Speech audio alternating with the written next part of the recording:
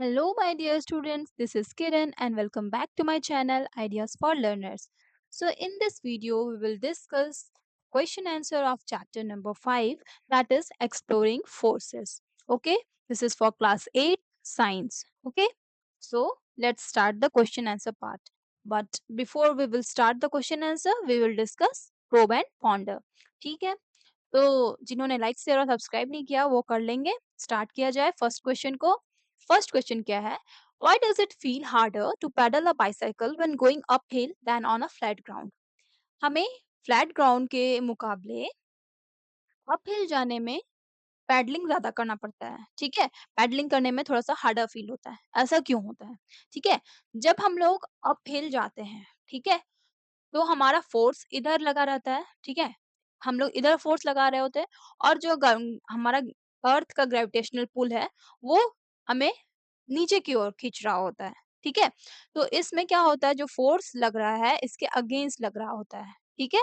इस केस में क्या होता है, फोर्स जो है उसके अपोजिट लगता है। मतलब इधर से हम लोग ग्रेविटेशनल, इधर से आपका फोर्स लगा रहे हो और इधर से आपका अर्थ का ग्रेविटेशनल पुल आपको खींच रहा होता है पीछे की ओर। ओके, तो हमें क्या करना, इसलिए हमें क्या फील होता है, harder, we feel harder to pedal. और फ्लैट ग्राउंड में क्या होता है, जो बाइसाइकिल का आपका मोशन होता है वो हॉरिजॉन्टल मोशन होता है, हॉरिजॉन्टली वो मूव कर रहा होता है और आपका ग्रेविटेशनल फोर्स क्या होता है, डाउनवर्ड्स लगता है, ठीक है? तो इस केस में जो है का परपेंडिकुलर हो जाता है, फोर्सेस दोनों जो एक्ट करते हैं उनके बीच में एंगल क्या होता है, परपेंडिकुलर हो जाता है, 90 डिग्री का बन जाता है। तो इसलिए हमें वो थोड़ा-सा ईज़ियर फ़ील होता है than on the going on uphill. इसमें आपको सिर्फ़ यही बताना था कि जब हम लोग अपहिल में जाते हैं, तो उसमें जो ग्रेविटेशनल फ़ोर्स जो लग रहा होता है, उस जब जस्ट अपोज़िट होता है, ठीक है? तो उसमें हमें ज़्यादा पैडलिंग करना पड़ता है और फ्लैट ग्राउंड में क्या होता है कि परपेंडिकुलर लगता है, तो वो क्वाइट ईज़ियर होता है। चलिए, नेक्स्ट है, why it is easier to slip on wet surface? Wet surface में ये इजियर क्यों होता है स्लिप करना? क्योंकि वेट सरफेस में क्या होता है, फ्रिक्शन जो होता है वो रिड्यूस हो जाता है, ठीक है? हमारे फुट और सरफेस के बीच में क्या हो जा रहा है, वेट सरफेस यानी कि वाटर आ गया उसके बीच में, ठीक है? तो उसके बीच में आ गया तो हमारे बीच फुट और सरफेस के बीच का फ्रिक्शन को वो रिड्यूस कर देगा, घटा देगा, ठीक है? तो इसलिए क्या होगा, हम लोग इजीली स्लिप कर जाते हैं, ठीक है? नेक्स्ट क्वेश्चन क्या है, हम वो देख लेते हैं। थर्ड क्वेश्चन है, why do we feel light और like we are floating just after our swing reaches its highest point and begins to come down? ठीक है, जब हमारा झूला हम लोग झूलते हैं, तो जब ऊपर से जब नीचे आ रहे होते हैं, तो हमें लाइट फील होता है और लगता है कि जैसे कि उड़ रहे होते हैं, है ना? ऐसा क्यों होता है? This is also due to force of gravity. क्यों होता है? Because of force of gravity. जब आपका स्विंग जो है, झूला हाईएस्ट पॉइंट में रहता है, तब हमारा बॉडी जो है अपवर्ड मोशन जो हो रहा होता है, जैसे आप इस तरह से झूल रहे हो, ठीक है? मान लो कि आप इस पॉइंट पे आए, तो यहाँ पे आने के बाद थोड़ा सा मोमेंटरली, फ्रैक्शन ऑफ सेकेंड के लिए वो झूला जो है आपका स्टॉप हो जाता है, आपका मोशन स्टॉप होता है and then you come downwards.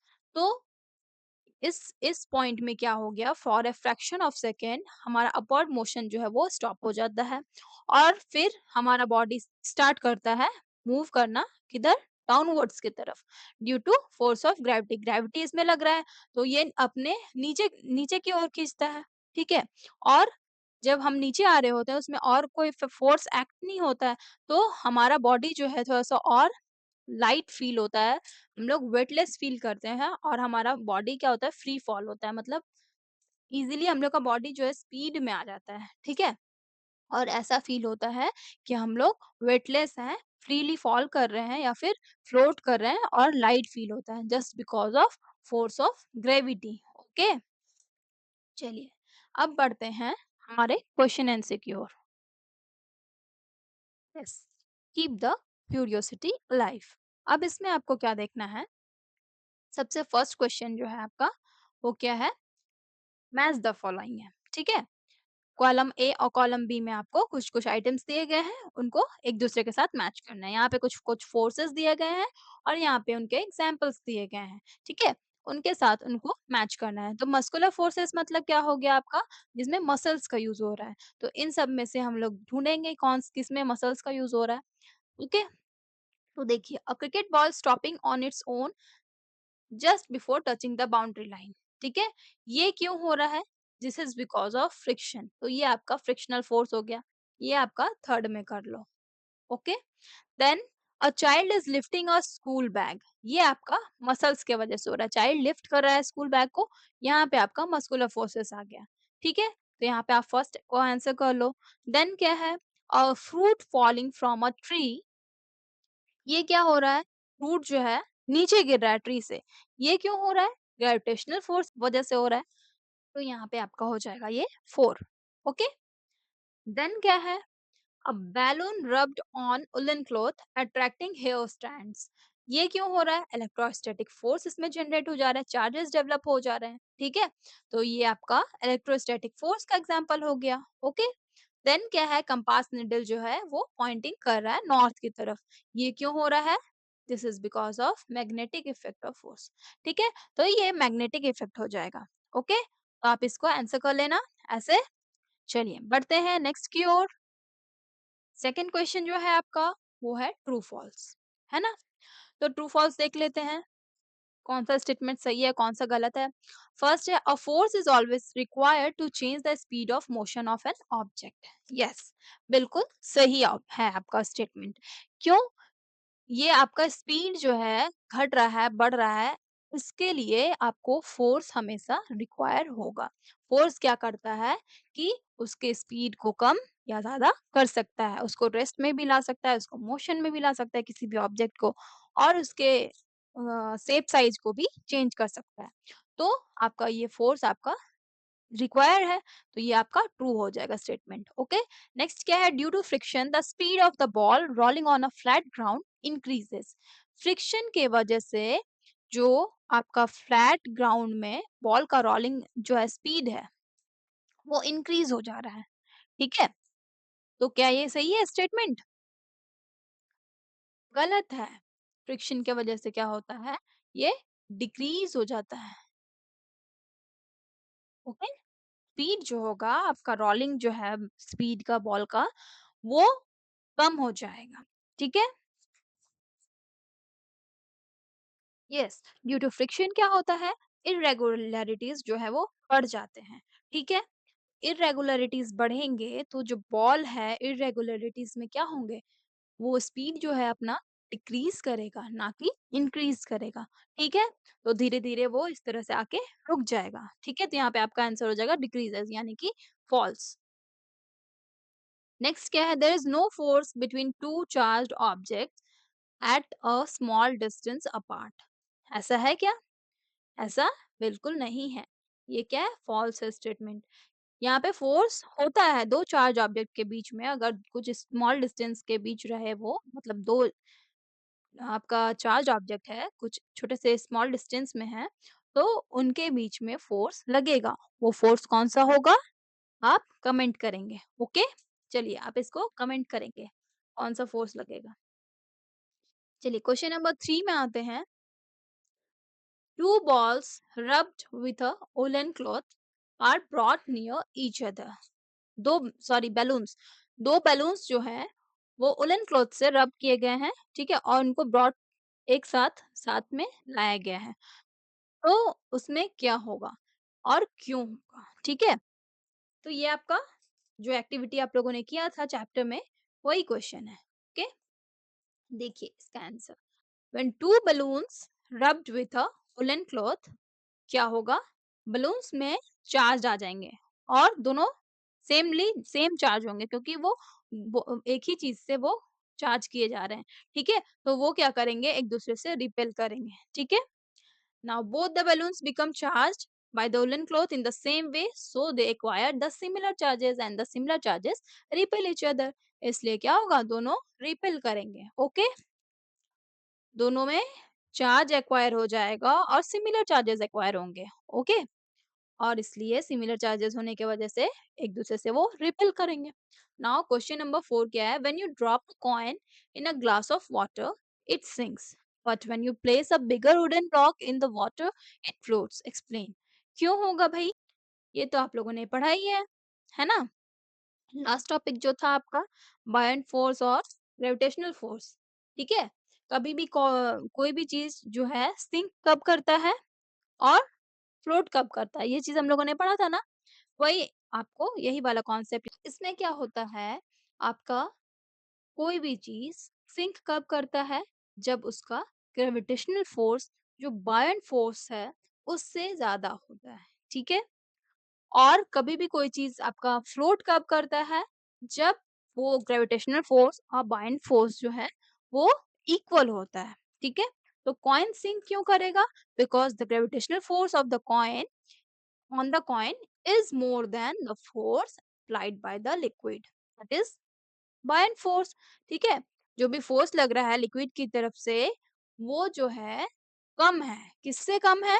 Gravitational force जो कॉइन पे लग रहा है उससे कम है। इसलिए क्या होगा? ये कॉइन जो है वो सिंक करेगा। और यही आपका वुडन ब्लॉक का अगर केस लिया जाए तो उसमें क्या होगा, आपका ग्रेविटेशनल फोर्स जो है वुडन ब्लॉक पे जो लग रहा है वो इक्वल है। किससे इक्वल है? जो लिक्विड के थ्रू जो फोर्स लग रहा है that is your bind force. तो वो दोनों इक्वल है इसलिए क्या होगा, ये फ्लोट होगा। ओके, चलिए नेक्स्ट क्वेश्चन की ओर बढ़ते हैं। If a ball is throne upwards, okay, जब ऊपर हम लोग फेंकते हैं तो वो धीरे धीरे स्लो होता है और क्या होता है, धीरे से स्लो होने के बाद वो रुक जाता है और फिर वो ग्राउंड में आता है। अभी हम लोग थोड़ी देर पहले हम लोगों ने स्विंग का एग्जांपल देखा था। ठीक है? उसमें क्या होता है, हाईएस्ट पॉइंट में जाता है फिर वो रुक जाता है, फिर वो इधर आता है। ठीक है? एक फ्रैक्शन ऑफ सेकंड के लिए वो रुक जाता है। ठीक है? और फिर वो दोबारा से वो वापस आता है। तो यही कंडीशन यहाँ पे भी होता है।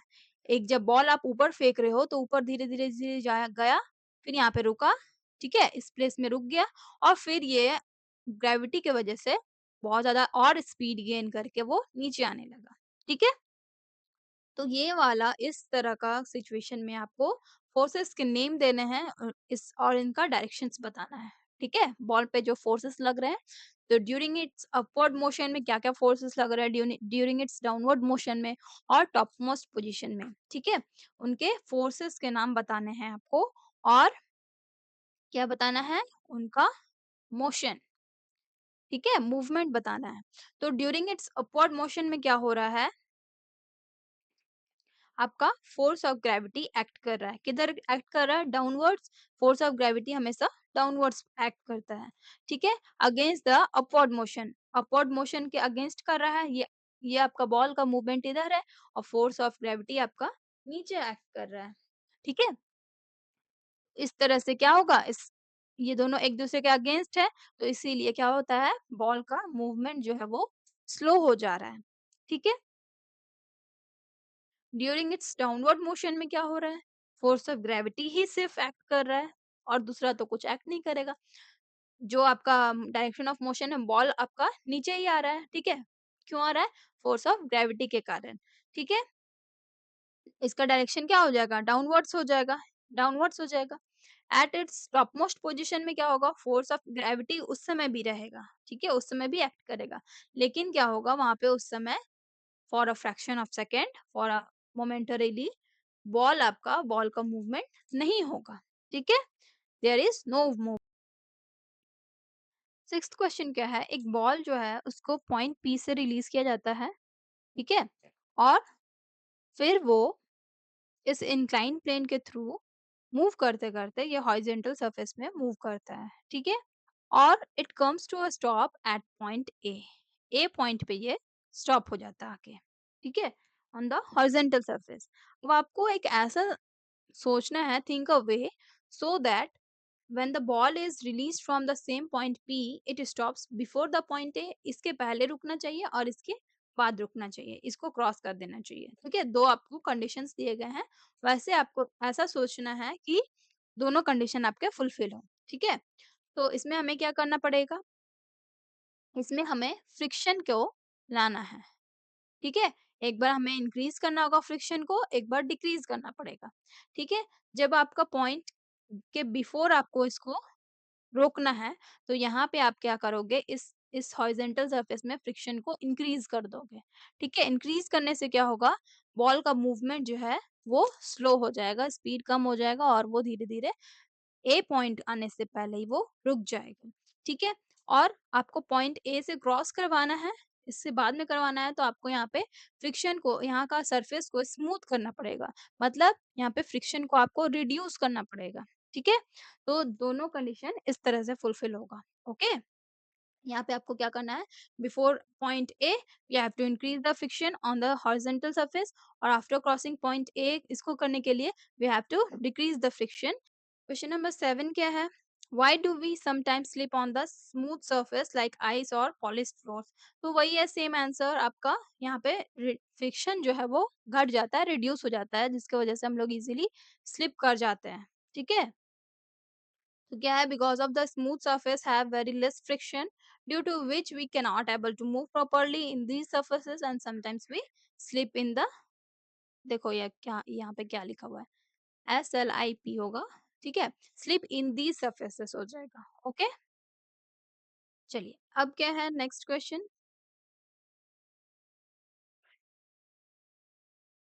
Is there any force being applied on an object in an non uniform motion? Non uniform motion मतलब क्या होता है? मतलब होता है, ये आप लोग इसमें नहीं पढ़े हो ना, इसलिए आप लोगों को समझ में नहीं आ रहा होगा। नॉन यूनिफॉर्म मोशन होता है जिसमें वेलोसिटी यानी कि स्पीड आप लोग समझ लो। ठीक है, स्पीड, स्पीड में अगर डायरेक्शन होता है उसको हम लोग वेलोसिटी बोलते हैं। स्पीड अगर डायरेक्शन के साथ चल रहा हो तो उसी को हम लोग वेलोसिटी कहते हैं। ठीक है, आप लोग हायर क्लासेस में सब चीज पढ़ोगे, है ना? तो इसमें क्या होता है, वेलोसिटी या फिर स्पीड आप लोग लिख सकते हो। इसमें क्या होता है, चेंजेस होते रहते हैं। इन non uniform motion velocity of an object remains changes. ठीक है, और जो वेलोसिटी में चेंज आता है वो क्यों आता है, बिकॉज ऑफ फोर्स अप्लाइड। ठीक है, तो फोर्स जब भी अप्लाई होगा तभी ना आपका स्पीड किसी का भी ऑब्जेक्ट का कब बढ़ता घटता है, जब हम किसी फोर्स को अप्लाई करते हैं। ठीक है, और नॉन यूनिफॉर्म में क्या हो रहा है, आपका स्पीड जो है वो घट बढ़ रहा है। यहाँ वेलोसिटी आप नहीं लिख करके स्पीड अगर लिखोगे तो भी करेक्ट है, क्योंकि आपको अभी वेलोसिटी के बारे में बताया नहीं गया है। ठीक है, तो आप लोग लिख सकते हो, in non uniform motion the speed of an object remains changing and the change of speed needs a force to be applied, so there must be a force. ठीक है, चलिए अब नेक्स्ट क्वेश्चन, क्वेश्चन नंबर 9 की ओर आ रहे हैं। क्या the weight of an object on the moon becomes 1/6 of its weight of earth? ठीक है, वेट ऑन अर्थ, अर्थ में जो भी ऑब्जेक्ट का वेट होता है और मून में होता है। ठीक है, अर्थ में आपका 6 टाइम्स ज्यादा होता है मून से। ठीक है, और या फिर आप ऐसा भी बोल सकते हो कि मून में 1/6 होता है, जितना अर्थ पे होता है उतना उसका 1/6 होता है मून पे।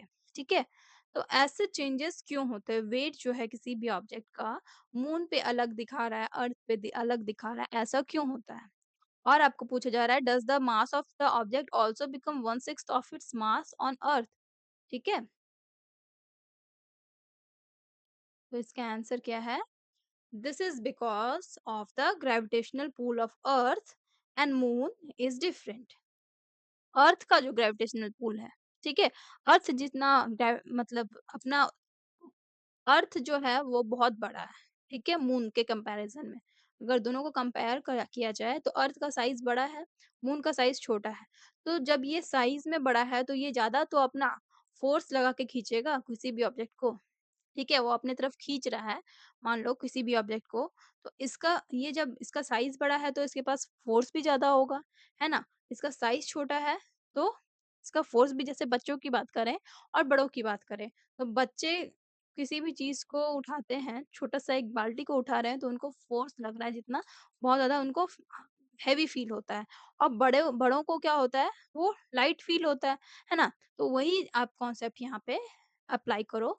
क्या है, मून का साइज जो है वो छोटा होता है और अर्थ का साइज जो है वो बड़ा होता है। ठीक है, तो ये जो ग्रेविटेशनल पुल जितना ज्यादा खींच पाते हैं अपने अपनी तरफ, इनका उतना ज्यादा नहीं होता है।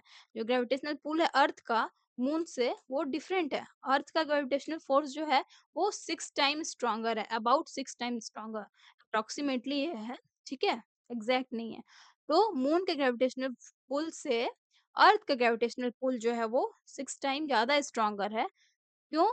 Because of their smaller masses. Moon का स्मॉलर मासेस होने के कारण ये अर्थ का ग्रेविटेशनल जो फोर्स है वो 6 टाइम ज़्यादा है। इसलिए जो ग्रेविटेशनल पुल होता है, वेट होता है, अलग-अलग ऑब्जेक्ट का अलग-अलग जगह पे वो अलग होल होता है। ठीक है? मून पे बहुत कम होता है और अर्थ पे ज़्यादा होता है। और इसमें क्या लिखोगे? Does the mass of an object also become 1/6? नहीं। Mass does not change on other different places. Okay, mass remains constant, remains same. यहाँ पे mass does not change लिखना. Okay, चलो अब क्या है? क्वेश्चन नंबर 10 जो है आपका नेक्स्ट क्वेश्चन, लास्ट क्वेश्चन। इसमें आपको बताना है कि ये जो 3 ऑब्जेक्ट्स है 1 2 3, ठीक है, सेम साइज सेम शेप के हैं। इनको डिफरेंट मटेरियल्स में अलग-अलग मटेरियल्स के हैं 1 2 3 जो भी है ना, उनको वाटर में रखा गया है डिप करके, और जो डिप है वो अलग-अलग डेप्थ में डिप्ड है। ओके? तो ऐसा क्यों है? ठीक है? If the weights of the 3 object 1 2 3 are W1 W2 W3, तब आपको यहाँ पे बताना है। ठीक है? तो आप लोग यहाँ पे देख रहे होंगे सबसे कम जो है आपका 3 वाला है, सबसे ऊपर आपका निकला हुआ है, देन 2 देन 1। तो आपका वेट यहाँ पे बात हो रही है वेट की। वेट यानी कि ग्रेविटेशनल पुल ऑफ अर्थ, जिसका ज़्यादा होगा ग्रेविटेशनल पुल, वो ज़्यादा अंदर डिप करेगा, ज़्यादा सिंक करेगा, ठीक है? तो यहाँ पे आप लोग देख रहे हो सबसे ज़्यादा सिंक कौन कर रहा है? 1। तो मतलब इसका वेट जो है सबसे ज़्यादा है, ठीक है? तो वेट जो है सबसे ज़्यादा किसमें है? इन तीनों केसेस में है। नहीं, इसमें नहीं है, सिर्फ 1 में है। तो आपका सबसे पहले यही ऑप्शन हो जाएगा, ठीक है? दूसरा में भी क्या देखोगे? इन दोनों में ये ज़्यादा ऊपर है, ये ज़्यादा फ्लोट कर रहा है, ये ज़्यादा नीचे डिप किया हुआ है। तो इसमें भी इसका वेट जो है वो इससे ज़्यादा होगा। तो W1 is greater than W2 और W2 is greater than W3। तो आपका ये कंडीशन फुलफिल हो रहा है, ओके? तो ये आपका आंसर हो जाएगा, ओके? तो ये आपका क्वेश्चन आंसर हो गया कंप्लीट। इसमें कहीं किसी को कोई दिक्कत हो तो कमेंट कर सकते हो। मिलते हैं नेक्स्ट वीडियो में, तब तक के लिए bye bye, take care, thanks for watching. Like share और सब्सक्राइब करते रहेंगे।